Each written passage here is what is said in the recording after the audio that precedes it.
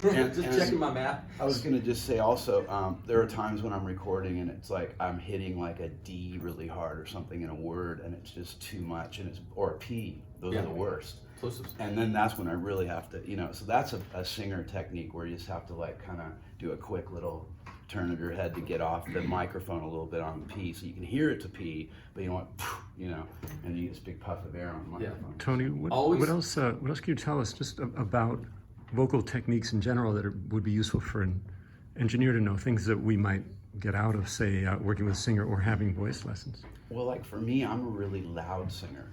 So what I learned to do when I set my home studio up was I knew I wanted to go through actual hardware.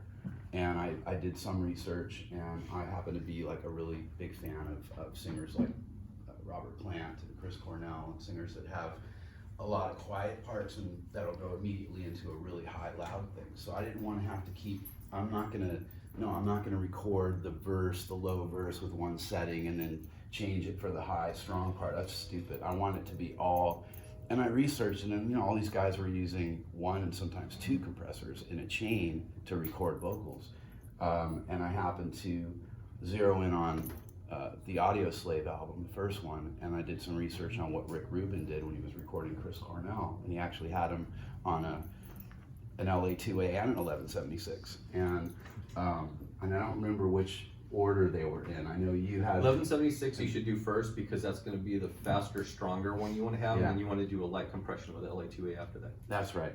And I did get an LA3A because I couldn't afford an LA2A, and I blew up the LA3A by trying to do this thing. But the idea was to capture and grab my voice no matter what it was doing, and without having too much compression, so that when I sent the stems off to be mixed, they still had something to work with. So I had to, play around. I tried a bunch of different things, and I just finally landed on 1176 and Great River with a tube mic. You still need to have mic technique though.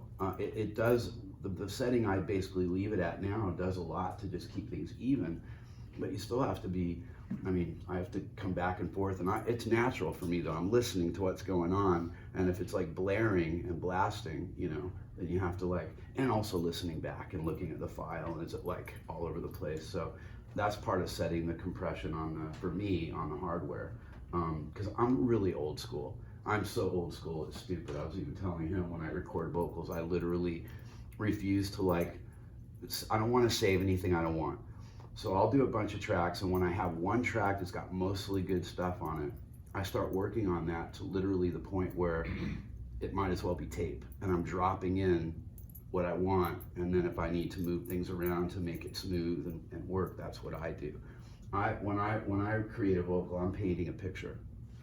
I'm trying, it's like, for me, it's a painting. So I get it all together, I get every line exactly how I want, and then I might go in and I might fix a breath I don't like. I might fix a consonant or some other thing I don't like. So when it's finally done, it's as perfect as it could possibly be.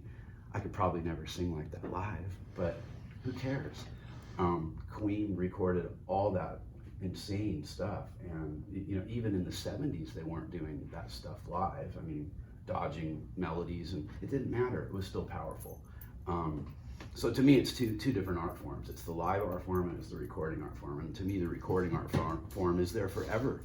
It's the most important part because people buy stereos that are worth hundreds of thousands of dollars. Well, not all of us do, but some people do. Not me. To listen to these, brilliant recordings. And so for me, it's more important that all of that work and effort and detail goes into everything. And I know that when I finish a vocal, it's going to be out there forever, long after I'm here. And whoever likes it and whoever does still listen to it, I want it to be as perfect as it can possibly be. So yeah, vocal technique, if the singer's experienced and really good, they're gonna automatically be moving around and adjusting. And if they're not experienced and you're hearing a lot of blaring and stuff, if they have a lot of, if there's a lot of dynamics in their voice, I would suggest trying to find a setting, a compression setting if you can, that sort of tames that a bit. And then possibly, because if you get them to step too far back from the mic, you're gonna miss all the detail in their voice. So there's gotta be, they've gotta be, in my opinion, pretty close. Within you know, Yeah, a and you reasonable. have to use good compressors. Yeah. You know, it's like, yeah, here at Blackbird you have what we were discussing, me and Mark, at lunch. It's like last time I was in the studio, there was 4 fair children laying around the room, and you just don't have that anywhere else. So when you're off on your own and you're working at either a small studio or your studio or whatever it is, man, make sure you invest